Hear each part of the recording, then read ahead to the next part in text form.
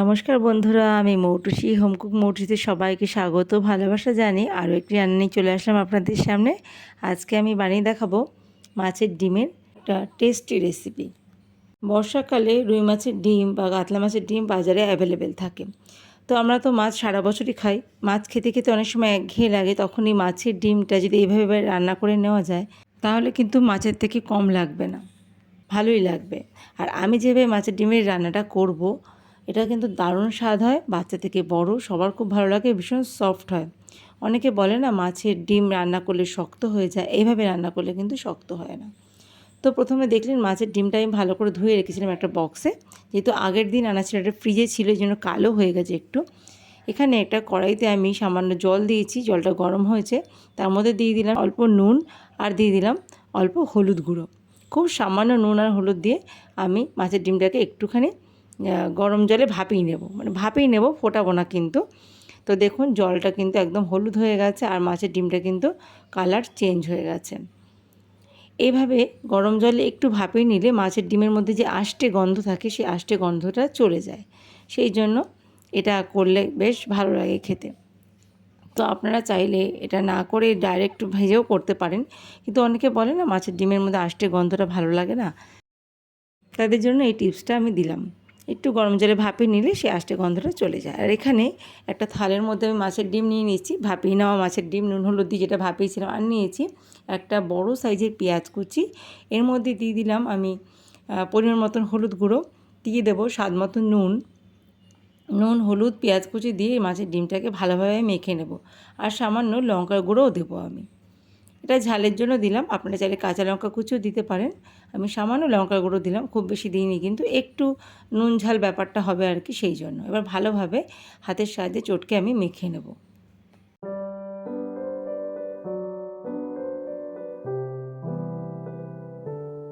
এবারে এর মধ্যে আমি দেব 2 টেবিল চামচ মতো বেসন। সামান্য বেসন দিলে মাছের ডিমের বড়া কিন্তু অনেকটা সফট হয়, এবং যখন ভাজবো তখন কিন্তু ফাটবে না।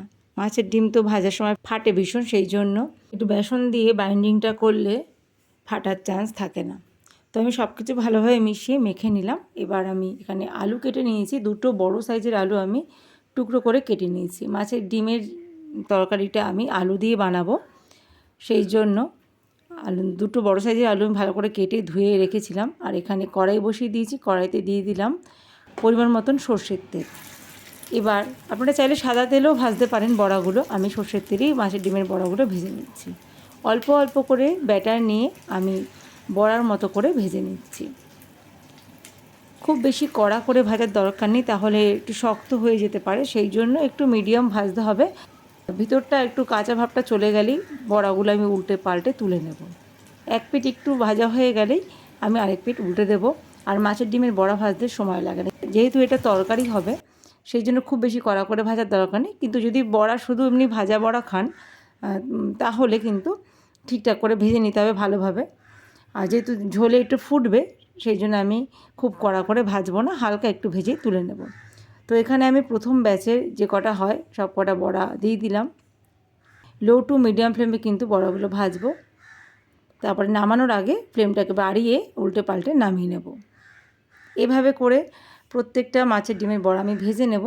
এই বড়াগুলো তুলে নিয়ে তারপরে সেকেন্ড ব্যাচের বড়াগুলো আমি দিয়ে দেব। একইভাবে আমি বাকি বড়াগুলো ভেজে নেব।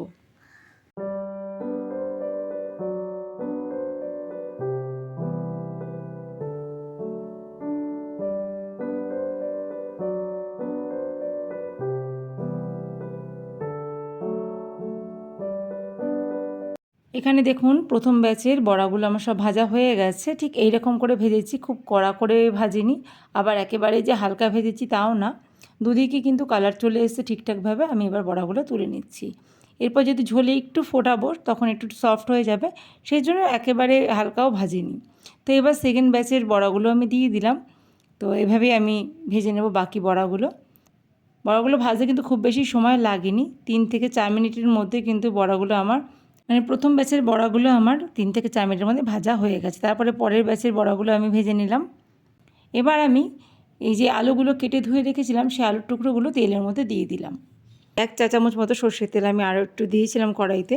তারপর আমি আলুগুলো দিয়ে আলুগুলো আমি একটু হাই ফ্লেমে নাড়াচাড়া করে তারপর মিডিয়াম টু হাই ফ্লেমে আলুগুলো কিন্তু সুন্দরভাবে ভেজে নিয়েছি, লাল লাল করে একদম। হাই ফ্লেমে কিছুক্ষণ আলুগুলোকে ভেজে নিয়ে তারপর গ্যাসের ফ্লেমটাকে লো করে দিয়ে এর মধ্যে আমি দিয়ে দিলাম পরিমাণ মতন হলুদ গুঁড়ো, স্বাদ মতো নুন দিয়ে দিলাম। এবার নুন হলুদ দিয়ে আলুগুলোকে আবারও ভালোভাবে ভেজে নেব।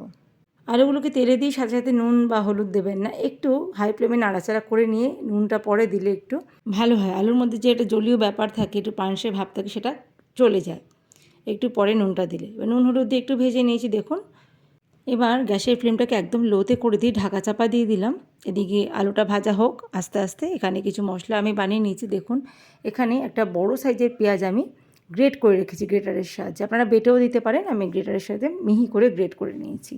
আর একটা টমেটো ওপাশে দেখুন, টমেটোটাও গ্রেট করে নিয়েছি গ্রেটারের সাহায্যে, আপনারা কিন্তু মিক্সিতে পেস্ট করে নিতে পারেন, আমি আবারও বলছি। আর এখানে 3 থেকে 4টে কাঁচা লঙ্কা কুচিয়ে রেখেছি, একটা কাঁচা লঙ্কা চিড়ে রেখে দিয়েছি। আর এখানে একটা ছোটো বাটিতে নিয়েছি তার 4 থেকে 5 কোয়া রসুন আর হাফ ইঞ্চি মতো আদা আমি গ্রেট করে রেখেছি। এখানে একটা ছোটো বাটিতে নিয়েছি 1 চা চামচ ধনে গুঁড়ো, 1.5 চা চামচ জিরে গুঁড়ো, হলুদ গুঁড়ো পরিমাণ মতন, আর লঙ্কা গুঁড়ো নিয়েছি 1 চা চামচ। ঝালটা আপনারা আপনাদের টেস্ট মতো দেবেন। এদিকে দেখুন 3-4 মিনিট হয়ে গেছে, লো ফ্লেমে আলুগুলোকে আমি ভেজে নিয়েছি। আলুগুলো প্রায় 60% কিন্তু সেদ্ধ হয়ে গেছে। এরপর আমি মশলাগুলো দিয়ে এক এক করে ভালো করে কষিয়ে নেব। প্রথমে আমি দিয়ে দিলাম এর মধ্যে গ্রেট করা পেঁয়াজ বা পেঁয়াজ বাটা। হাই ফ্লেমে পেঁয়াজটাকে একটু আলুর সাথে কষিয়ে নেব। তারপর এক এক করে দিয়ে দেবো আদা রসুন বাটা বা আদা রসুন গ্রেট করা। আদা রসুন আর পেঁয়াজ দিয়ে ভালোভাবে কিন্তু আলুটা আমি কষিয়ে নেব। হাই ফ্লেমে কাজটা করব, মিডিয়াম টু হাই ফ্লেমে। দিয়ে দিলাম আমি আদা রসুন গ্রেট করা। খুব বেশি কিন্তু মশলা ব্যবহার করিনি রান্নাটাতে, আলুর পরিমাণটা যদিও বেশি দিয়েছি। এখানে আলুর পরিমাণটা আপনারা কমিয়ে দিতে পারেন। আমার এখানে মাছের ডিমটাও কিন্তু বেশ অনেকটা আছে, এখানে প্রায় 300 গ্রাম মতো মাছের ডিম ছিল। আর এখানে এখন আমি দিয়ে দিলাম লঙ্কা কুচি, কাঁচা লঙ্কা কুচি দিয়ে দিলাম। এবার সব কিছু ভালোভাবে আরও একবার মিশিয়ে নেব। মিডিয়াম টু হাই ফ্লেমে রান্নাটা করছি এখন। আমি মাঝে মাঝে স্পিড বাড়িয়ে দেখাচ্ছি, নাহলে রান্নাটা রেসিপিটা অনেক বড় হয়ে যাবে। এখন আমি দিয়ে দিলাম টমেটো পেস্ট বা গ্রেট করা টমেটোটা। ভালোভাবে টমেটোটা মিশিয়ে নেব। এবার সব কিছু ভালোভাবে মিডিয়াম টু হাই ফ্লেমে কষিয়ে নেব। এই কষানোর কাজটা কিন্তু খুব ভালোভাবে করতে হবে, কষানোর ওপর কিন্তু রান্নার স্বাদ নির্ভর করে। সুতরাং মিডিয়াম টু হাই ফ্লেমে ধীরে ধীরে কিন্তু কষাতে হবে। আর এখন আমি বাকি যে গুঁড়ো মশলা সেগুলো দিয়ে দিলাম। জিরে গুঁড়ো, ধনে গুঁড়ো, লঙ্কা গুঁড়ো, হলুদ গুঁড়ো দিয়ে দিলাম। খুব অল্প অল্প মশলা ব্যবহার করেছি। জিরে গুঁড়ো দিয়েছি 1.5 চা চামচ, আর ধনে গুঁড়ো 1 চা চামচ, আর লঙ্কা গুঁড়ো 1 চা চামচ। ঝালটা আপনারা আপনাদের ইচ্ছে মতো বাড়িয়ে বা কমিয়ে দিতে পারেন। এবার মশলার বাটিটা ধুয়ে সামান্য জল দিয়ে আবার সব কিছু ভালোভাবে কষিয়ে নিচ্ছি। আলুটা ভাজার সময়তেই 60% সেদ্ধ হয়ে গেছিলো, আর এখন এই যে কষাতে কষাতে কিন্তু বাকি সম্পূর্ণ আলুটাই সেদ্ধ হয়ে গেছে। এবার আমি দিয়ে দেবো এর মধ্যে গরম জল। রান্নাটা কিন্তু খুবই সহজ একটা রান্না। আপনারা চাইলে পেঁয়াজ রসুন ছাড়াও কিন্তু রান্নাটা করতে পারেন, জিরে আদা টমেটো দিয়ে করতে পারেন, খুব ভালো লাগবে।